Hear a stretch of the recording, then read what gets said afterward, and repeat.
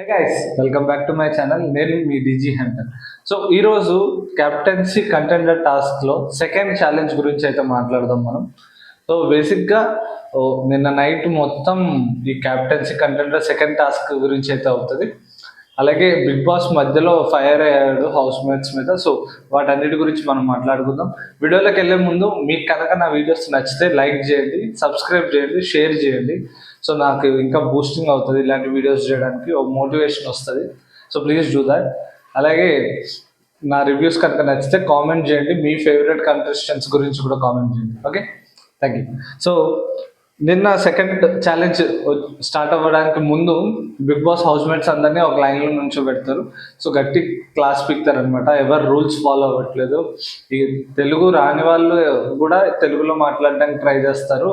మీరు అందరూ తెలుగు వచ్చి కూడా తెలుగులో మాట్లాడట్లేదు అని చెప్పి మన ఇంగ్లీష్ మ్యాన్ ఉన్నాడు కదా, మర్యాద మనీష్కి ఇది కౌంటర్ అని నాకు తెలిసి. అలాగే చాలామంది రూల్స్ని ఉల్లంఘిస్తున్నారు. ఎవరు పిలిచిన వెంటనే రావట్లేదు అది అని చెప్పేసి. ఇన్ని సీజన్స్లో ఏ సీజన్లో కూడా బిగ్ బాస్ పిలిచిన తర్వాత గంటకు రావడం ఎక్కడ చూడలేదు. అది వీళ్ళందరికీ అంత కేర్లెస్గా ఉన్నారు. సో వాటన్నిటి గురించి బిగ్ బాస్ గట్టి క్లాస్ పెడతారు. సో దానికి పెనాల్టీగా ఓనర్స్కి 2 hours టైం పెంచుతారు, 1 hour ఏమో టెనెంట్స్కి టైం పెంచుతారు.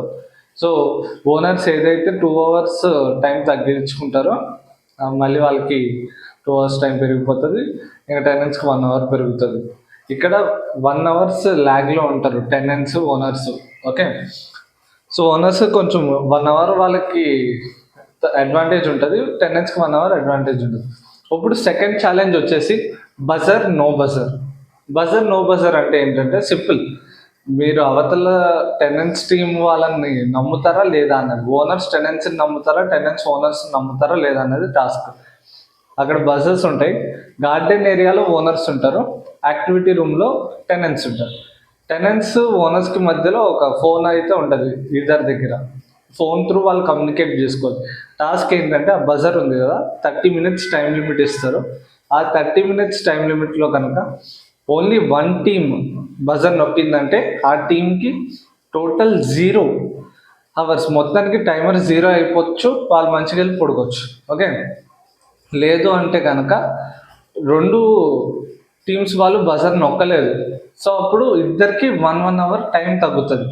లేదు ఇద్దరు బజర్ నొక్కారు అనుకోండి, 1 hour టైం పెరుగుతుంది. సో బేసిక్గా ట్రస్ట్ మీద, ఎవరు ఏమి స్ట్రాటజీస్ ఫాలో చేస్తారన్న దాని మీద ట్రస్ట్ గురించి గేమ్. ఓకే, అసలు హైలైట్ కామెడీ. మీరు ఎడిట్ చూస్తే అర్థమైపోతుంది. నేను యాక్చువల్గా వీడియో అప్లోడ్ చేశాను, బట్ కాపీ రైట్స్ వల్ల తీసేయాల్సి వచ్చింది. ఏంటంటే ఇక్కడ ఓనర్స్ ఏదైతే ఎగ్జాక్ట్ స్ట్రాటజీ ఇస్తారో టెనెంట్స్ కూడా అదే ఎగ్జాక్ట్ స్ట్రాటజీ. ఏంటో తెలుసా, ఓనర్స్ ఏంటంటే స్ట్రాటజీ, బజర్ టైమర్ స్టార్ట్ అయిన సెకండ్స్లోనే బజర్ కొట్టేద్దాం, తర్వాత నెక్స్ట్ 30 minutes మనం బ్లఫ్ చేద్దాం.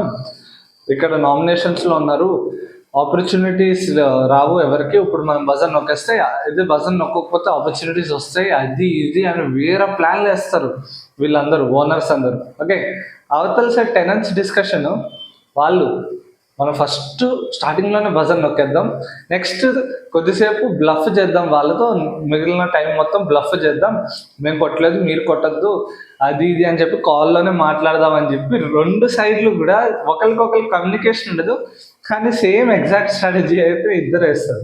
చాలా ఫన్నీ అనిపించింది. వాళ్ళు మహానటులు అని ఎందుకు పెట్టానో తెలుసా, అక్కడ తమిళలో వాళ్ళు వివచ్చమైన పర్ఫార్మెన్స్. వాళ్ళు బజర్ నొక్కేస్తారని వీళ్ళకి తెలుసు, వీళ్ళు నొక్కేస్తుంటారని వాళ్ళకి తెలుసు. 2 sides doubt, benefit of doubt అయితే ఉంది. ఎందుకంటే ఎవడు నొక్కకుండా ఉండేంత పిచ్చోడు కాదని అందరికీ తెలుసు. సో అయినా కానీ ఆ 30 minutes డిస్కషన్లు, బ్లఫ్లు అన్నీ చేసుకుంటారు. ఓకే, వాళ్ళ టీం కోసం వాళ్ళు ఆడారు. ఇక్కడ మోసం అని పెట్టాను కదా బర్నీ గారికి, మోసం చేశాడా అంటే ఆయన చేశాడని అనిపించింది. ఎందుకంటే బర్నీ గారు వాళ్ళకి హింట్ ఇచ్చేస్తాడనమాట. ఆయన మాట్లాడకుండా ఉండడం, డల్గా మాట్లాడడం, కొంచెం ఆయన ఎనర్జీ డౌన్ అయిపోయింది, స్లీప్ అది లేకపోవడం వల్ల ఆయన వీక్ అయిపోయారు. కాకపోతే ఆయన అస్సలు హింట్లు ఇవ్వకపోవడం, హింట్లు ఇచ్చినట్టయింది ఇండైరెక్ట్గా. వాళ్ళకి అబద్ధం చెప్పరని వాళ్ళకి తెలుసు. తనుజ గారు ఎస్పెషల్లీ బర్నీతో చాలా క్లోజ్ కాబట్టి ఆయన అబద్ధం చెప్పడం నా నమ్మకం ఆమెకుంది. టెనెంట్స్ తరపునే ఆయన ఇంకా ఆడుతున్నాడేమో అని అయితే అనిపించింది బర్నీ గారు. ఇక్కడ ఆయన స్పోర్టివ్ స్పిరిట్ అయితే చూపించలేదు. అఫ్ కోర్స్ ఆయన చెప్పినా చెప్పకపోయినా అక్కడ ఆల్రెడీ బజర్ అయితే కొట్టేశారు వాళ్ళు కూడా, కానీ టీం కోసం ఆ ఎఫర్ట్స్ అయితే పెట్టలేదని అయితే నాకు అనిపించింది ఈ గేమ్లో. అందుకే మోసం చేశారేమో అన్నట్టు పెట్టాను. మిగిలిన వాళ్ళందరూ కూడా ఎవరి స్ట్రాటజీస్ వాళ్ళు వేశారు. But in the end result అయితే అందరూ ఎక్స్పెక్ట్ చేసింది, 2 సైడ్ బజర్స్ కొట్టేస్తారు. సో బిగ్ బాస్ అనౌన్స్ చేస్తారు, ఎవరికి కౌంటర్లో నుంచి టైమర్ తగ్గదు, అడిషనల్గా 1 అవర్ యాడ్ అవుతుంది. సో మొత్తం టైమర్ అయిపోయేదాకా అందరూ మెలకుగా ఉండి ఆ టైమర్ అయిపోయిన తర్వాత పడుకుంటారు. ఆల్మోస్ట్ 2-2:30 అయిపోతుంది, అప్పుడు పడుకుంటారు ఇంకా అందరూ. ఈ మధ్యలో ఒక చిన్న గొడవ అవుతుంది శ్రీజాకి ఇంకా మనీష్కి. శ్రీజాకి మనీష్కి గొడవ ఏంటంటే, ఫస్ట్ మనీష్ అరుస్తాడు అనమాట శ్రీజ మీద, అసలు మాట్లాడే నువ్వు ఏంటి మొత్తం నీదేనా ప్రతిసారి.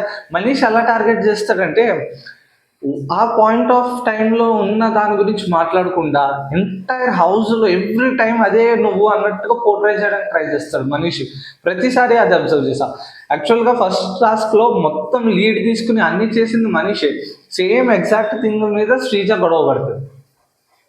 సేమ్ థింగ్ నువ్వు మాట్లాడినట్లేదు అని చెప్పి మనీష్ మీద ఎగ్జాక్ట్ థింగ్ మీద గొడవ పడుతుంది. ఓకే, ఇప్పుడు సేమ్ ఎగ్జాక్ట్ థింగ్ మీద మనీష్ గొడవ పడుతుంది. క్యారెక్టర్ అన్న వర్డ్ లూజ్ అవుతారు ఇద్దరు, అది రాంగ్. ఫస్ట్ స్టార్ట్ చేసింది శ్రీజ ఆ వర్డ్. కాకపోతే ఇక్కడ శ్రీజాది తప్ప మనీష్ది తప్ప అన్నది మనం మాట్లాడితే, నేను లైవ్ మొత్తం చూసాను కదా, ఆ ఫుటేజ్లో ఉన్నంత వరకు కూడా శ్రీజ ఎంత మాట్లాడాలో అంత మాట్లాడింది. అందరూ ఈక్వల్గా మాట్లాడారు. మనీష్ ఏమీ మాట్లాడినా కూడా పక్కన పెట్టలే. మనీష్ మాట్లాడుతున్న టైంలో ఇంటరప్ట్ చేసి మాట్లాడింది ఎవర్రా అంటే హరీష్ గారు, మన పవన్ కళ్యాణ్, వాళ్ళు మాట్లాడుతున్నప్పుడు శ్రీజ ఇంటరప్ట్ చేసి మాట్లాడింది. మనీష్ని డైరెక్ట్గా ఇంటరప్ట్ చేసి మాట్లాడలే, ఆమె తీసుకోలేదు. ఇప్పుడు ప్రతి ఒక్కళ్ళు ఏదో ఒక దాంట్లో ఇన్వాల్వ్ అయ్యి లీడ్ తీసుకుని ఇన్పుట్స్ ఇస్తున్నారు. అవతల సైడ్ టెండెన్సీ దాంట్లో ఇమాన్యుయల్ ఒక్కడే లీడ్, వాళ్ళందరూ ఇమాన్యుయల్కి ఆ లీడ్ ఆపర్చునిటీ ఇస్తున్నారు. ఈ కామనర్స్తో వచ్చిన బాధ ఏంటంటే, ప్రతి ఒక్కరు పక్క నుండి డామినేట్ చేయాలి, అవతలోడు ఏదైనా కొంచెం లైమ్ లైట్లోకి వస్తున్నాడు అంటే లేదు వాడిని వెంటనే కాలు పట్టుకుని లాగేద్దాం అన్న మెంటాలిటీతో ఆడుతున్నారు. అందుకే వాళ్ళకి నెగిటివిటీ వస్తుంది. ఫస్ట్ నుంచి వాళ్ళు చేస్తుంది తప్పు ఇది. సో ఇక్కడ మనీష్ది తప్ప శ్రీజ తప్ప అంటే ఇద్దరు తప్ప అని అంటాను. కానీ మనీష్ తర్వాత మొత్తం సంజన గారితో కూర్చుని సేమ్ డిస్కషన్ పెడతాడు, శ్రీజ మీద నెగిటివిటీ స్ప్రెడ్ చేస్తాడు, మళ్ళీ ఇమాన్యుయల్ దగ్గర కూర్చుని నెగిటివిటీ స్ప్రెడ్ చేస్తాడు, మళ్ళీ ప్రియా దగ్గరికి వెళ్ళి నెగిటివిటీ స్ప్రెడ్ చేస్తాడు. ఎందుకు అంత బ్యాడ్ పిచ్చింగ్, చాలా ఓవర్ అనిపించింది నాకు మనీష్ది. సో ఈరోజు ఈవినింగ్ లోపల మీకు ఓటింగ్ అనాలిసిస్ కూడా చెప్తాను. ఈ వీడియో నచ్చితే కనుక లైక్ చేయండి, షేర్ చేయండి, సబ్స్క్రైబ్ చేయండి. మరిన్ని అప్డేట్స్ కోసం అయితే బెల్ ఐకాన్ ఆన్లో పెట్టుకోండి. Thank you so much.